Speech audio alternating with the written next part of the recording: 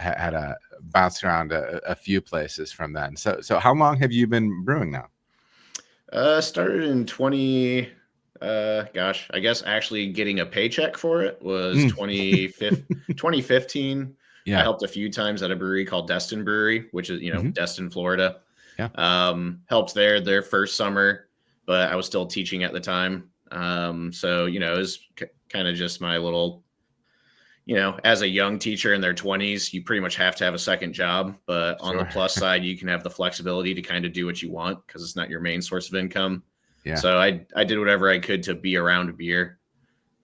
Growing up where I was at in Southwest Michigan, I kind of cut my teeth on, Bell's, Dark Horse, Founders, Three Floyds, a lot of those. So that was Glory Days stuff, man. Yeah, I know. That was great. That was their. I mean, it's not that anybody's over the hill or anything as far as that goes, but for me, I mean, those were Glory Days stuff for them. Those places were still booming, and yeah. Yeah, we were playing beer pong in college with Alpha King. It's like how spoiled can you be? That was, besides obviously Schlitz and hams and all that. But, you can bust out the good stuff. Yep. In college, we were Schaefer Light by us. That we were in Southeast Ohio, went to school in Southeast Ohio. So I'd never even heard of Schaefer before, but I think at that point maybe you could get a $3.99 6-pack, or maybe it was maybe it was $2.99. Who knows? But sometimes the budget makes the choices for you. Right. But yeah, man. So we're gonna be I'm gonna be coming down there to brew up some amber lager with you guys, and I'm really excited about it. So what are some of the ways, what are, speaking broadly about the style of amber lager, what are some of the amber lagers you like? So like for me personally, I tend to like beers like that on the drier side, and that might imply some of the things that you end up doing with the grist build and everything like that. What are some of the ways that just traditionally, you think of making amber lager? Yeah, being in Florida, one of the big, one of the largest breweries in the state, Yuengling in Tampa. That kind of is a staple in our area. And we, I can't say that I drink a ton of amber lager myself. Obviously, Yuengling, like Dos Equis Amber. When we're talking about grocery store beers, I'm a fan of those beers that are, obviously have a macro North American influence, but still have some, old world European roots to them as well. To kind of blend the two influences. Just in our tap room, we get asked a lot if we have an amber ale or if we have an amber. It's funny how even as recently as 2-3 years ago, we would kind of make fun of the older generation of brewers and home brewers who would tell us we needed, obviously there's the jokes about home brewers giving advice to pro brewers. Have you thought about doing this with your mash? Yada, yada, yada. Yeah. But, in addition, you kind of would rag on older styles like that, like, breweries with a blonde ale or an amber ale. But it is kind of funny, even in the past 2-3 years, things are really coming full circle. And in our area, specifically Niceville, it's a military town. There's 2 large Air Force bases right by us. So it seems appropriate. There's just a little bit more of a appetite for old school styles. We're not Brooklyn or, a large metro area where, some of the trendier styles may play more. That's not to say we don't dabble in those as well. Our best selling beer is a hazy IPA. As I personally am getting a little more back to the old roots of drinking classic styles, I'm kind of at a place creatively where what I want to make happens to coincide more with what some of our more conventional beer drinkers might want to have. So, they come in, do you have something like Yuengling? Do you have something like Dos Equis? Do you have Michelob? I want Michelob Ultra, but we don't have that. And, for 4 or 5 years, we just don't have that. Yeah. And I think to an extent, you're kind of failing your customers when I don't know, you can keep it real all you want and say, I only make craft beer, yada, yada, yada. But we're at a point where you have to meet the customers where they are. And if they want a light lager, I think you're missing out by not obliging them. Sure. So, we started 2 years ago making mullet light, which is in our town. Did you say mullet light? Mullet light, yeah. So Yeah. the mullet fish in the bay here, Oh, Choctahatchee Bay, not far okay. from my house. It's what separates us from Destin. Okay. But the mullet fish is a big deal around here, and our town hosted the Boggy Bayou Mullet Festival for decades, and it's kind of died with the COVID and the shutdown. And there's some efforts to revive it, but the mullet it's like the sacred fish of Niceville, basically. So, I mean, has that festival ever kind of dovetailed it with the haircut as well? Oh, I mean, absolutely. Yeah, and they would bring in pretty large country acts. And gosh, I think the second to last year, somebody threw a full can of beer. I don't know who the artist was, but they were pretty famous, and they got hit in the face with a full can of beer. So it was not a good look. The Mullet Festival, man. Yeah, That's not wild. known for being classy. Yeah. But, it plays well with, we kind of have, our town is almost 2 different towns within one community. You have Air Force people and defense contractors. So, a lot of, masters and PhDs, advanced degrees, and literal rocket scientists. Yeah. And then people who are in the military. So they're used to seeing the whole world. And then you have another segment of the town that we call them like the old fish heads. Basically, they're, literal fishermen or just people who are old boggy boys, I guess you could call them. Yeah. And it plays well to, kind of our town's roots. I bet. That's fun, man. So, when I think of amber lager, I think it's interesting because you can kind of take different swings at it. I've worked at places that have taken their light lager and have added a small amount of Sinmar to it, just to get it just past gold into that amber range. And it's such a small amount of Sinmar that, I mean, it's still very much a light beer, but just with a little nudge of color and a little suggestion of flavor, right? Right. And then you can kind of go like lighter hand crystal, and then maybe color it up a little bit with some darker malt, and I've done that some in the past. Or you can go and really be driving all of your color with crystal. What's kind of the direction you like to go between those 3 type of builds? Yeah, for our conventional, so we've made dark lagers and just dark beers quite a bit. I am a fan of Schwarzbier, dark Czech lagers. I am a fan of basically trying to build up like a golden beer or a amber beer, you could say, and then give it a final little punch with I've not worked with Sinmar. I'm familiar with it. We'll do small inclusions of midnight wheat. Yeah. Kind of a de-bittered black malt to give it that final little color punch. So we've done that. We make a dark Mexican lager around Cinco de Mayo time. And we have a Doppelbock that's won a World Beer Cup gold back in 23. Beautiful. Congratulations. Similar. I really like those Doppelbocks that are really dark, like almost black from a distance. And then when you really look, it's got those ruby edges to it. So with that, we basically build up a dark amber lager, and then we'll give it that final little color punch. So my general leaning for this amber lager is to try and keep it relatively light flavored, nothing too caramelly. We do have kind of what I had envisioned was a built up, just a hearty malt backbone, you could say. So in my mind, I'm thinking 85 to 90% split of, you know, a 50-50 split of Pilsner malt and Munich Type 1.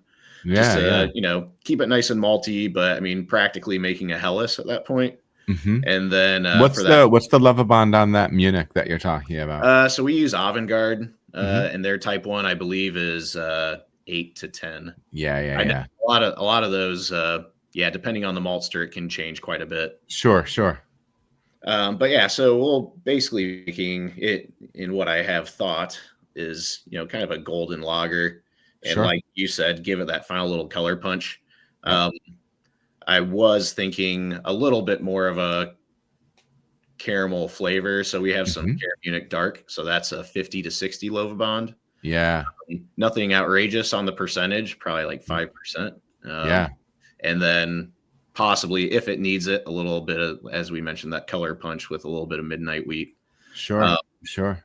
And then, you know, depending on the direction, and I'm open to suggestions too, we have melanoidin malt that will incorporate a lot into some of our more malt focused lagers. What But percentage do you typically like to use when you run some melanoid malt in a beer like so, this? gosh, when we do our Doppelbock, it's very high. I couldn't even tell you the percentage, but Sure. I mean, it's probably close to 10%, which Oh, no kidding. Nice. for Interesting. melanoidin, I understand that's pretty darn high. Yeah, yeah, We don't work with it a ton except for with those specific beers. We'll also include chit malt sometimes in beer that style as well. But you know, I mean, when I'm coming up with a recipe, a lot of times, I'll be honest, like I do some digging around on the internet, and I'm not looking to clone anything per se, but yeah. I'll, you know, see a lot of times breweries they're not going to give you a recipe. I do remember back in the day as a homebrewer, Avery used to literally put like every beer Sure. had a 5-gallon homebrew recipe, which was awesome. I love that. That is very cool. But you know, a lot of them will still say like what grains are incorporated. So, you know, I know I mean, speaking of, you know, just big macro amber lagers out there, you know, there are inclusions of flaked corn, which is something that we work with on a regular basis for our light lager anyways. So, I mean, if we really wanted to try and play it up to that direction too, you could, you know, even lean that way. Well, and it would be an interesting way of if you wanted to go that direction. Where my mind goes is if you do want to go with a more, and not that I'm saying that that's what you're discussing, but if you do want to go with a more robust build as far as things on the crystal or caramel side, backfilling some of that a little bit with some adjunct like that could actually be an interesting way of potentially not driving that residual sweetness too high, right? And getting that to the point where it's not refreshing.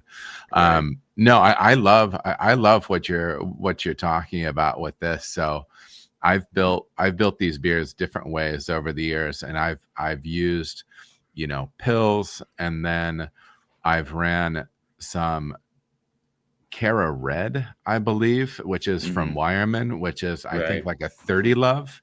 And then I've kind of done some color adjustment, and really more than like I was probably throwing more of like a carafe, a 2 or 3 special at it. So again, the dehusked.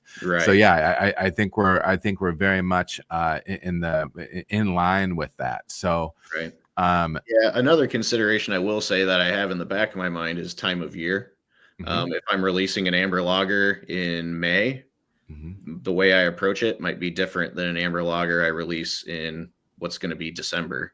I think that's a great point. Yeah, that's a great point. I know we're in Florida, but we're up in North Florida. It is, I mean, it was in the 30s today. And it can still be chilly here. So that's something to consider as well, as what might customers be in the mood for. Yeah. You know, like if it were around April, May, you might take a little bit more of that adjunct, you know, a flaked corn or a flaked rice, even maybe some dextrose in the kettle just to really dry it out. Yeah, I love crushable. That. Whereas in the winter, maybe go a little bit more caramel heavy. Yeah. I use the word heavy generously. Like I'm still not thinking about anything outrageous, but actually noticeable character. Sure. What are you thinking percentage wise? So you would probably need 1 to 2% for your color adjustment, is what I'm guessing. Yeah, so I'd have to go through and look at the math. I'll be Sure, sure. honest. I I'm sure it's frustrating to anybody else working with me, but I kind of approach brewing more as a cook Uh-huh. rather than as a precise, you know, as a baker. Yeah, yeah, Um, yeah. which you know, it can make things a little more erratic and less repeatable. We take Sure, records sure. of what we do, Of course. but you know, a lot of it is based on, hey, we have a free tank. What do I Yeah. have on hand, and what can I do? Yeah. I know. I mean, maybe sometimes that places limitations on the beer, but I am a big believer that your process is a lot more crucial than your grist. Not to say Yeah. grist doesn't matter, especially in a I malt-driven yeah. beer, Yeah, but yeah, yeah. I agree. I agree. I think you know, as a home brewer, and I think some younger brewers I come across, there's a lot of concern about, you know, the recipe, and the recipe Mhm. is the difference between a good beer and a bad beer. But Yeah, yeah. I've I mean, think about some of the world class beers that you have, and oftentimes it's 100% pills, Yeah. or 50-50 Munich and Mhm. pills, or wheat Mhm. and pills, or what, you know, or two row, whatever it is. Yeah, Um, you can make pretty beautiful beers with very simple ingredients and simple grist as long as your process is right. definitely. Um, so in that regard, I maybe sometimes put a little less thought into recipe than maybe I should, but Yeah. you know, I feel good about the beer we make. We win quite a Yeah. few awards at the state level, Yeah. and we got the World Beer Cup. I mean, granted, that's for a beer that is very complex on the malt side, Sure. um, but yeah, so it will probably be sub 5% on Yep. anything that is not light, just so we Yep. can kind of punch it to that other side, so we get an Sure. amber color. Yeah. Yeah. I love it. So well, let's talk yeast real quick, and then kind of we can kind of push together what we're thinking about as far as a mash rest, because I'm assuming single infusion for your mash.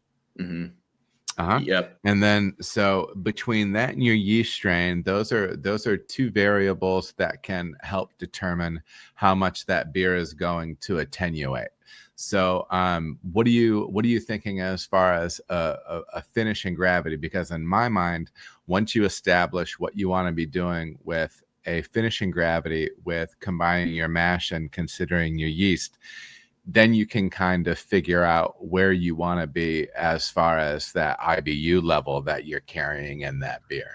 Right. So what were you thinking about as far as a final gravity, final density for this beer, and then how would you need to treat the mash, and keeping in mind the yeast strain in order to get close to that number? Yeah. So we in general, our lagers are finishing around 2 Plato. Hmm. Some of them, when we do for our light lager, Mullet Light, we don't do like the high gravity brew that we then Hmm. liquor down or anything like that. So we do a full, you know, lower gravity brew, but that one incorporates dextrose into the kettle just to really dry it out. And we're usually Hmm. finishing at 1.5 degrees Plato, or like 1006 roughly. Hmm. Um, so we're probably going to finish a little bit higher than that, but I would still like it dry. So what I have in my mind is 1008 or around 2 Plato, Hmm. maybe a little bit more. So the yeast that I have in mind is basically an Augustiner strain, which might lend Mm. itself more towards accentuating the malt in the beer. Yeah. Yeah. We primarily work with the Munich strain, but yeah, the we work a lot with LD Carlson, Hmm. and they carry a manufacturer, Apex Laboratories, Hmm. and Apex just came out with, they call it Augustian, but obviously it's going Yeah. to be Augustiner. Yeah. Yeah. So um, we've worked with it a couple of times, and in my experience, it has still attenuated pretty similarly, but just the flavor tends to accentuate the malt a little bit Yeah. more. It seems a little more full flavored. Yes. Um, Not to say that Munich is bland, but Sure. Munich is just a little bit cleaner Yeah. and a little bit drier perception. Hmm. Yeah, no, it's a great yeast strain. It's my preferred, it's my go-to lager strain. I think if you're when you're repitching, it's just so easy to work with. It flocks pretty well. I think if you're running multiple different lagers in your program, I think it's a yeast strain that you can manipulate through temperature, and actually create a little bit of diversification in your lineup. And it's still lager like and everything like that. But no, I absolutely love that. And like you mentioned, I think whatever it does, whether you want to chalk it up to esters or other compounds, it's very pro malt, like in the way, like when you're making chocolate chip cookies and you throw some vanilla in there, you're not making a vanilla chocolate chip cookie. You're magnifying the other flavors with the vanilla. And in some ways, I almost feel like that strain helps to do that for malt. So I'm a huge fan of that strain. So that all sounds really good. So generally, when you're using a strain like that, you're getting it down to around 2 Plato. So one, is that going to be where you want this beer to finish? And then 2, what's the mash temp that you're going to want to hit in general to get you there? Yeah, I have found with ours, we tend to get we used to have really bad, this was, again, when I started brewing at our place, nobody had real pro brewing experience. And I found we were just having outrageous attenuation levels on a lot of our beers. Sure. And what I believe was happening is I was like, we would do a full hour of mash, rest, and then start Vorloffing, and do that for another 40 minutes to an hour, and then start sending the wort over. And what I believe was happening is my temp was dropping, and I was really coaxing out a lot of fermentable sugars.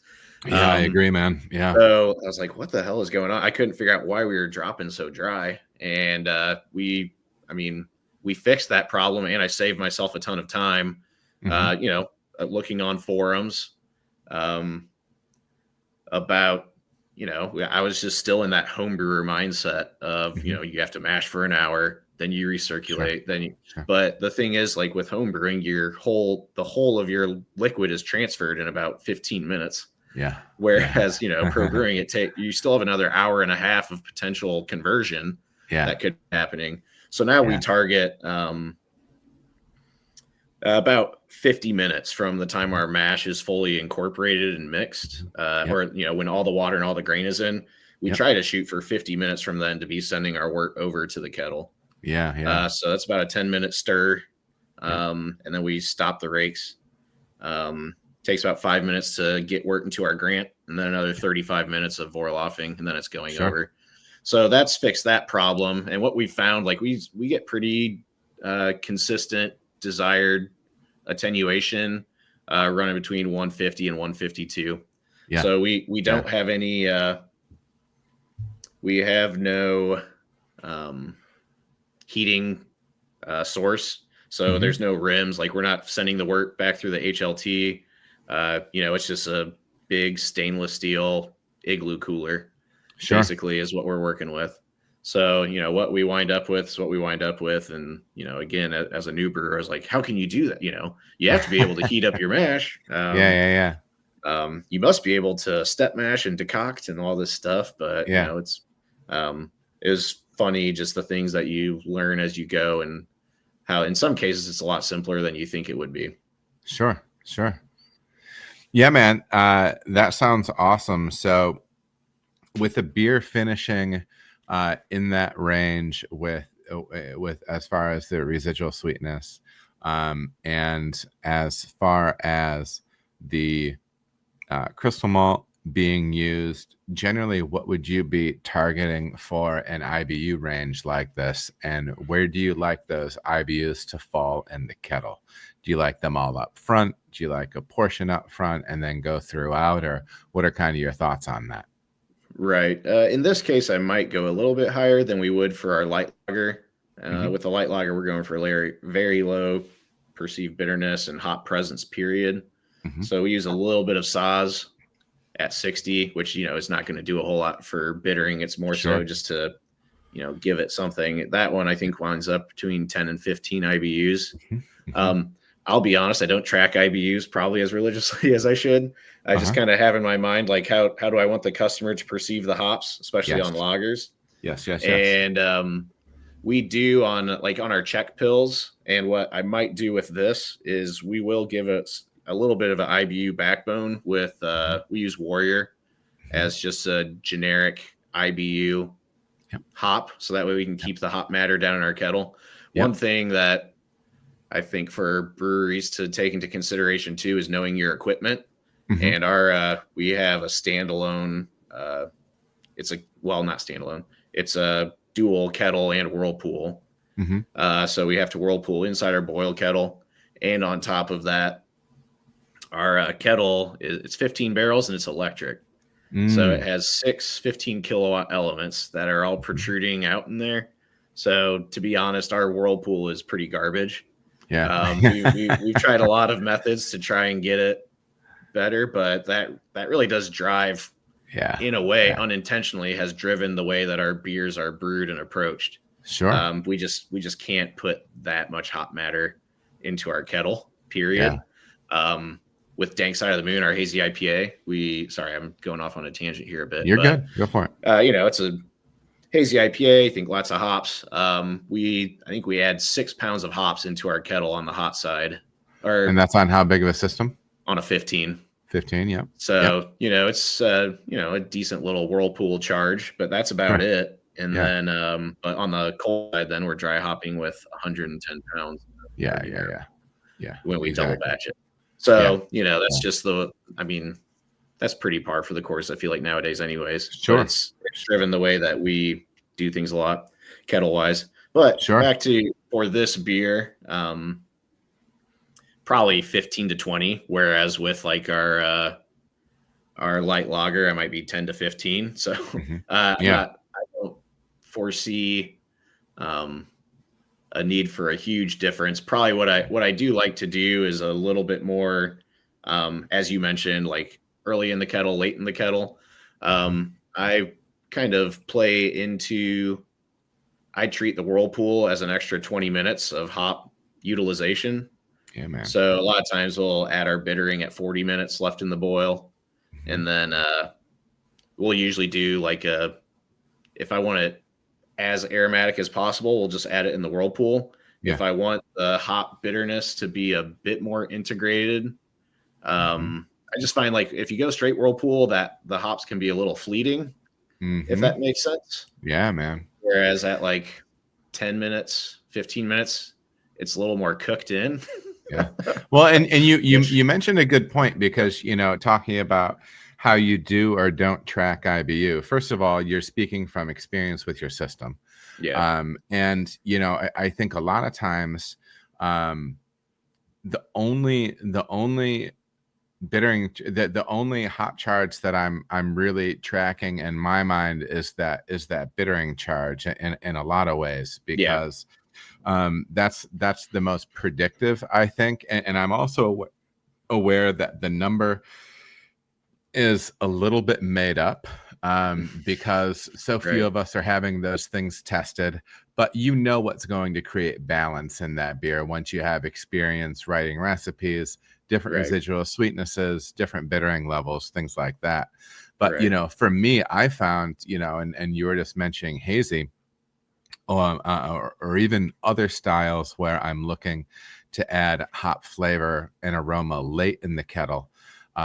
I factor those additions in at about half of what I would actually expect, from a perception standpoint. So in your hazy, you could say, well, we're getting 90 IBU in here, and 80 of it's coming from the whirlpool, or 75's coming from the whirlpool. And really it's going to drink more like 30, 35. Right. You know what I mean? Depending on how that whole thing factors out. So no, I completely agree with that. Right. That the intensity of that IBU load. So the first IPA I ever made, I was at this little brewery up in Michigan. We made a brewery called Professor, and it was a handful. It was 4 ounces and 15 barrels. 4 ounces of Magnum at 60 just to break the kettle, basically, and then it was 18 pounds in the Whirlpool, and that's what we were finding is so that beer measured at 65 IBU, but it really drank more like 30, and that's kind of what I wanted anyways. I wanted a lot of hop flavor and aroma. And then I started brewing with another buddy of mine, and he was like, what if we got something here just for like 10 minutes and get a little bit of boil on it and see if it adds a little bit of structure. And I found that it did. You know what I mean? There's definitely something to that. So so that's cool. So you're thinking in the 20 to 25 IBU range? Yeah, and then probably for our late edition, I've gone back and forth. I've done a little digging around, and there's some that will integrate just New World American hops in lower weights. Sure. We happen to, and again, this becomes part of your consideration is what do you have to work with in your brewery? Do you need to use anything up? We have a pretty generous Saaz contract. Yeah. So we make a Czech Pilsner, and we have a Hefeweizen, and we have the light American lager. And honestly, I've just kind of turned that into our all-purpose hop for anywhere where it calls for noble hops. If we're doing a specific, like we do a Marzen for our Doppelbock, we'll integrate a blend of Tettnang and Hallertau Mittelfru. But generally speaking, I just hit the Saaz button on late editions for lagers. Great hop. What are the alpha on the Saaz that you have? Because I know they've been so variable over the past handful of years. Ours is pretty low. I haven't checked the most recent lots that we got in, but I've seen some as low as like 1.8, 1.7. So they can be running. I think we're at like between 3 and 4, if I remember. Oh, nice. Okay, so there's still some punch there. I've seen some pretty subtle hops as far as the alpha acid go. Yeah, so we contract through Crosby on those, but then they have a hop producer, and they have a facility that they like a lot in Germany, so it's true Czech Saaz, but then it's processed in Germany and comes over our way. Love it. But we'll probably do a generous late edition of that, which again isn't going to contribute much as far as IBUs, but might give us a little something, and like you said, some structure if we boil it for a bit, or if we want just a little bit of a floral note, we could do that at the end. But I do envision for this beer, I kind of see this as, so another thing, we're making a 15 barrel of it, which for us is a lot if it's not going to leave the tap room at all. Sure. If it's a tap room only beer, to me 15 barrels is quite a bit. So if I'm going to make 15 barrels of it like we are, I envision it as more of a crowd-pleasing amber lager rather than if I were making a 7. So we can successfully half batch on our 15-barrel system. And then I might be a little more adventurous with the hops and make it a little more floral, a little more spicy. But I don't think that's going to be the objective with this, because we have a need in our tap room right now of people who are coming up and just saying, hey, do you have an amber? They don't care what it is. They just want an amber beer. And dude, it's so underrated as a pub beer. I tell you, because people want to know what your light thing is, what your hazy is, and do you have something amber? It's a go-to, Right. And what I have envisioned, I really do envision this potentially being a beer that becomes a flagship and a mainstay for us. Maybe I shouldn't say flagship. I don't know if we'll put it in distribution because we're already kind of constricted there. We only have 3 30-barrel tanks in our brew house. I see. So we talked about this on the phone, but we have a pretty busy tap room, which is a great thing, but it does limit our abilities for what we can do as far as SKUs out in distribution. Which I like having that problem. I'd much rather say no to the wholesaler than to our, a customer who wants to spend $7-8 on a beer in our tap room. So, but I like you said, this could play a pretty important part in something that's been asked for in our tap room. Mm-hmm. So that does come into consideration when I'm thinking about what I want to do. So the hops, while I personally may want to make it a little more floral, Mm-hmm. I think we're going to be a little more, you know, we'll Sounds go a little forward. gentler. Yeah. Yeah. No, that works, man. And then, there's really only one other consideration, and sometimes people have this stuff on the tip of their brain, but just in general, what's your water like down there? What do you do Mm-hmm. with water Yeah. in general?